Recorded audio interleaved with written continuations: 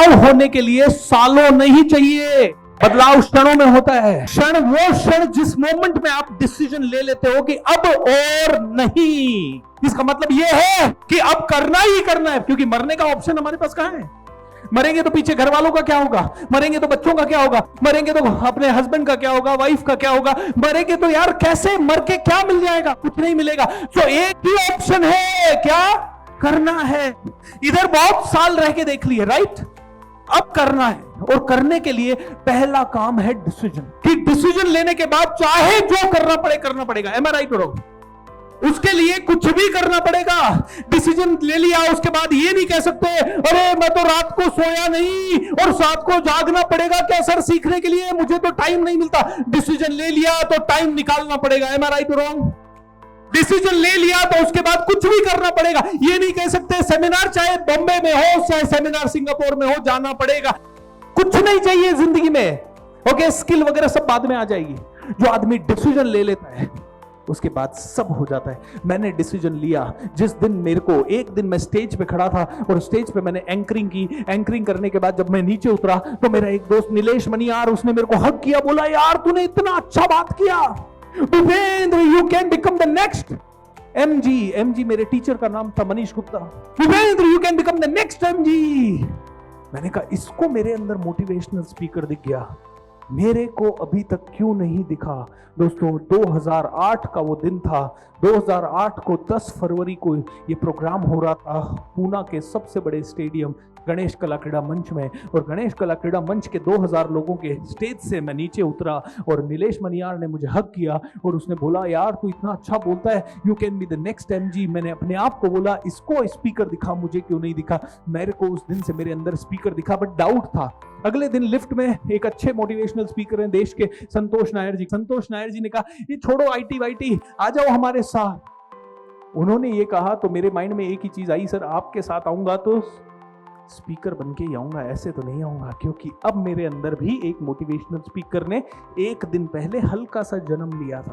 और जैसे ही उन्होंने भी कह दिया मोहर लग गई, मतलब एक तरह से समझ में आ गया। यूनिवर्स ने 24 घंटे के अंदर अंदर 2 सिग्नल दे दिए कि भूपेंद्र तू स्पीकर बन सकता है। उसी दिन डिसीजन ले लिया, अब क्या करना है?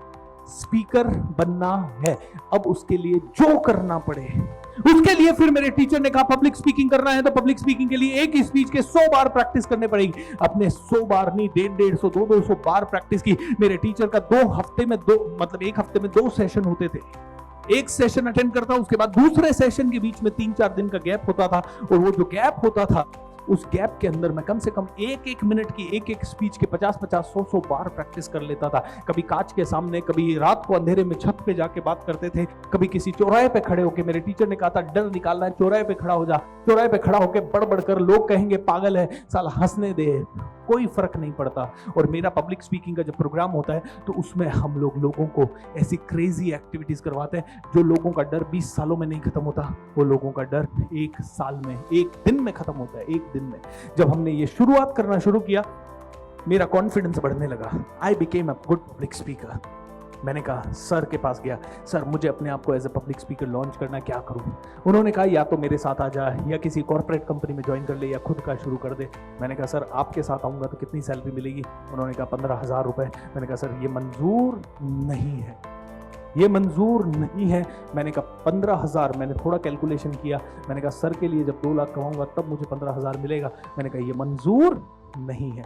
मैंने कहा मंजूर है, मैं खुद 15,000 ही कमाऊंगा, लेकिन ब्रांड मेरा खुद का बनेगा। पहली महीना कुछ नहीं कमाया, दूसरे महीना कुछ नहीं कमाया, 4 महीने हो गए कुछ नहीं कमाया, जमीन हिलने लग गई। समझ में नहीं आया होगा क्या, अरे उतर तो गए, जॉब छोड़ दिया। 19 मई 2010 को नौकरी छोड़ दी, और नौकरी छोड़ने के बाद लगा ओ माय गॉड अब तो जिंदगी बर्बाद होने वाली है। ओहो 4 महीने हो गए कुछ नहीं हुआ। लेकिन वो 4 महीने मैंने एक ही चीज सीखी कि कभी भी खाली नहीं बैठना है। क्या? कभी भी खाली नहीं बैठना है। एक आदमी मिलता, एक स्टूडेंट मिलता, कोई कॉलेज का मिलता, कोई हॉस्टल का मिलता, जो भी मिलता उसको मैं कहता यार सुनो मेरी बात। किसी हॉस्टल में फ्री में चले जाता, किसी कॉलेज में फ्री में चले जाता, कोई 2 लोग मिलते हैं उनको फ्री में पढ़ा देता। मैंने कहा एक भी किसी आदमी के एक भी दिन मेरा फ्री नहीं होना चाहिए, हर रोज मुझे बात करना, हर रोज मुझे बात करना। ऐसे ही एक दिन मैं बात कर रहा था और मैंने एक 80 लोगों का प्रोग्राम ऑर्गेनाइज कराया। 80 लोगों का प्रोग्राम ऑर्गेनाइज कराया तो मैं क्या जिम में गया था एक्सरसाइज करने के लिए, और जिम में एक बोर्ड लगा था पर्सनालिटी डेवलपमेंट ट्रेनर चाहिए। तो मैं चला गया, मैंने कहा सर, मैंने देखिए जब आप रोज प्रैक्टिस करते हो, सही दिशा में करते हो, सही ट्रेनिंग के साथ करते हो, तो ये यूनिवर्स, ये ब्रह्मांड आपका साथ देता है। मैं ट्रेनर बनना चाहता था, 4 महीने कुछ नहीं कमाया, 4 महीने कुछ नहीं कमाया तो सोचा अपनी बॉडी को तो बिल्ड कर लूं। बॉडी बिल्ड करने के लिए जिम गया, जिम में पोस्टर लगा था पर्सनालिटी डेवलपमेंट ट्रेनर चाहिए। मैं गया, एब्स फिटनेस क्लब करके पूना में जिम है, उसके पास गया, उसके ओनर के पास गया। मैंने कहा सर मैं हूं पर्सनल डेवलपमेंट ट्रेनर। बोला इधर बच्चे बैठे हैं पीछे, डेमो क्लास दो, डेमो क्लास। मैंने कहा ठीक है सर, आई एम रेडी। मैंने गया पीछे और डेमो क्लास चालू कर दी, क्योंकि मैंने पिछले 3-4 महीने और उसके पहले 1-1.5 साल से ट्रेनिंग ली थी। मैंने कहा कोई भी स्ट्रगल 3 साल से ज्यादा नहीं टिकती। अगर 3 साल से ज्यादा स्ट्रगल टिक रही है तो कहीं ना कहीं आप सही काम नहीं कर रहे हो, या सही तरीके से काम नहीं कर रहे हो, सही दिशा में काम नहीं कर रहे हो। 3 साल से मैंने ट्रेनिंग ली और जैसे ही मैं वो स्टेज पे गया, 12 लोग बैठे थे मेरे सामने। वो छोटा सा हॉल था, इतना ही हॉल होगा जितना ये स्टेज का ये वाला एरिया है। इतने से हॉल में मैंने प्रोग्राम दिया, सारे बच्चों का फीडबैक एक्सीलेंट। और वो ओनर कहता है भूपेंद्र आपका फीडबैक बहुत अच्छा है, काम करोगे? 12 सेशन का 12,000 दूंगा। मैंने कहा तथास्तु, कर दे तू भाई। काम मिला। 12 सेशन लेते ही 12 के 12 बच्चे मेरे बहुत मतलब मेरे क्लोज हो गए। और उन्होंने कहा सर ये आप है ना और लोगों के लिए करो ना ये ट्रेनिंग। मैंने कहा बेटा मेरे पास टीम नहीं है, कुछ नहीं है। बोले हम है ना आपकी टीम। मैंने कहा क्या करें बताओ। बोले एक हॉल बुक कर दो, हम लोग लेके आते हैं।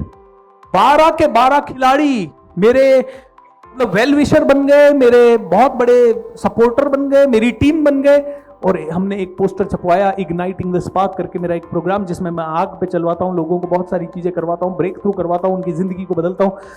वो प्रोग्राम के पोस्टर उन्होंने अपने आसपास के मॉल में, स्कूल में, कॉलेज में, अपने रिलेटिव्स को, सभी को देना शुरू कर दिया। और जब सभी को वो पोस्टर देना शुरू कर दिया, उन बच्चों ने 500 रुपए का टिकट रखा, 80 लोग लेके आए हॉल में।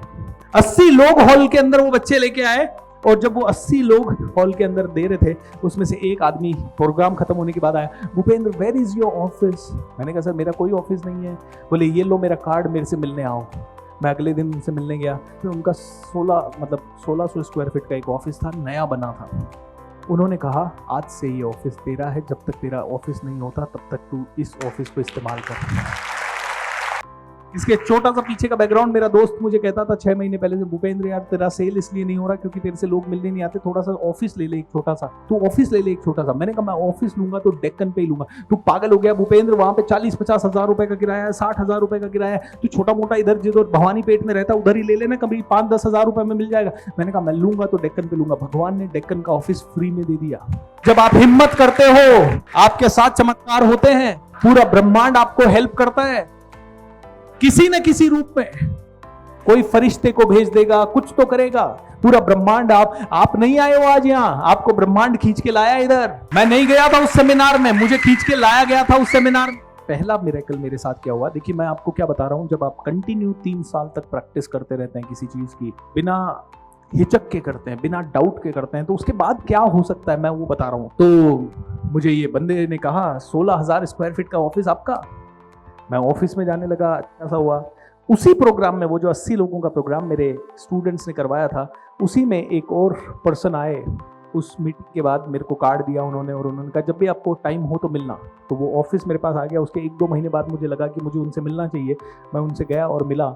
उन्होंने कहा यार भूपेंद्र आप ट्रेनिंग करते हो, बहुत अच्छी लगी मुझे आपकी ट्रेनिंग। उस दिन मैं आया, मेरे टीम के 2-3 मेंबर्स के साथ भी आया था, मुझे बहुत अच्छा लगा, मज़ा आया। मैंने कहा बहुत बढ़िया sir, thank you so much. बोले मेरा भी इंटरेस्ट है ट्रेनिंग में, मैं पैसा लगाने को तैयार हूँ, मेरा काम आपका चलेगा आपको? मैंने कहा तथास्तु। उन्होंने पहला अमाउंट लगाया 5 लाख रुपए का, जिससे हमने अपना खुद का ऑफिस फिर रेंट पे लिया, क्योंकि उसी जेएम रोड पे हमने उसी जगह पे उससे करीब 200-300 मीटर आगे हमने अपना एक ऑफिस लिया। 3 लाख रुपए का वो ऑफिस लिया, 2-3 रिसोर्सेज उसके अंदर लगाए और थोड़ा सा पैसा ऐड में लगाया। और उसके कारण हमारे पास इंक्वायरीज आने लगी तो हम काम करने लगे। फिर धीरे धीरे आगे बढ़े। दोस्तों अगले 3 साल में उस पार्टनर को मैं आज भी धन्यवाद देता हूँ। 80 लाख रुपया उसने खर्च किया, 80 लाख रुपीज मेरे ऊपर। और उस 80 लाख को हमने पता है कहां इन्वेस्ट किया?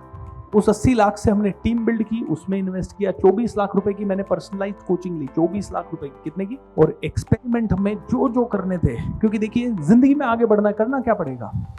ये आज हम यहाँ मुंबई में आए, ये क्या है? ये एक एक्सपेरिमेंट है मेरी जिंदगी का। ऑलराइट, मुझे नहीं पता कि इससे क्या रिजल्ट आएगा। आप में से कितने लोग मेरे फ्यूचर में मेरे कोर्स लेंगे, कोई जुड़ेगा नहीं जुड़ेगा, मुझे नहीं पता कुछ भी। राइट, मुझे नहीं पता आपकी फाइनेंशियल सिचुएशन क्या है, मुझे नहीं पता आप किसी और ट्रेनर का कोर्स कर रहे हैं क्या। जिंदगी में जो एक्सपेरिमेंट करने से डरा, जो डर के रुक गया एक जगह, वो आदमी कहीं नहीं बढ़ता।